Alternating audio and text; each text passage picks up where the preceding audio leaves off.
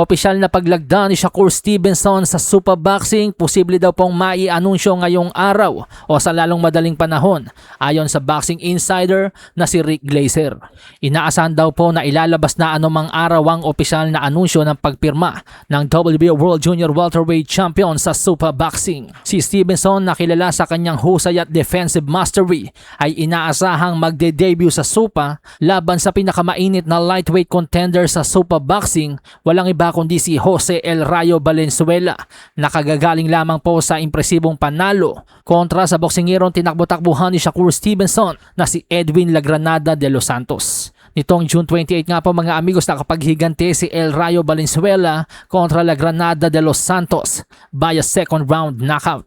At huwag din po natin kalilimutan na itong si El Rayo ay dating WBA World Super Lightweight Champion kung saan siya po ang umagaw ng title ni Isaac Pitbull Cruz. Kaya naman kung usapang bigat ng pangalan at kalidad ng mga nakalaban at tinalo, masasabi po natin na may karapatan si El Rayo na challenge kay Shakur Stevenson. Pero para sa Boxing Insider na si Rick Glazer, hindi daw po si Rayo ang karapat-dapat itapat ng Supa kay Shakur Stevenson. Pero ang punto ko naman po dito mga amigos, sa ngayon po kasi yung roster ng Supa medyo payat pa.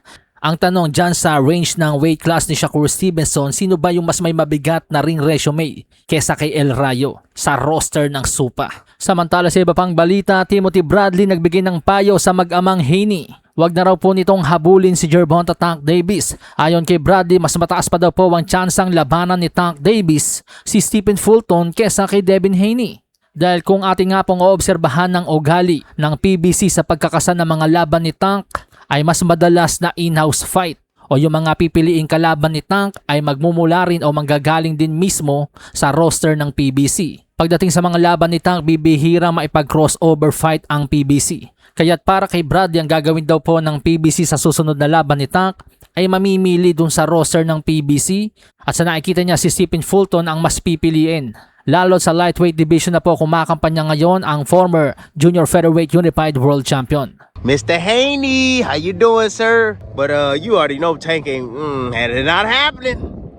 No, that's not happening. Nah, hell no. Tank will fight probably Stephen Fulton before he fight your son.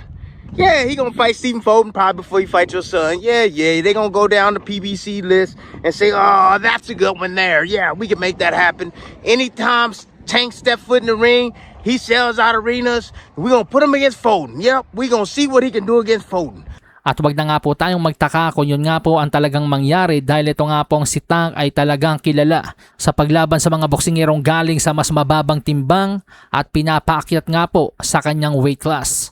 Tulad ng kanyang ginawa nga po kay Lamont Roach Jr., Leo Santa Cruz, pati na rin kay Hector Luis Garcia. Batid naman po ni Timothy Bradley na may laban nitong si Stephen Fulton sa darating na July 26 laban kay Liam Wilson. Undercard po ito sa Spence vs 2. Pero kapag ito po ay nanalo ng impresibo, mas lalong tataas po yung tsansa ng Tank vs Fulton. Sahin ang baraha, patunayan mo sa akin ha. Sino man ang mabunot na kalaban, di ka tatakbo ha.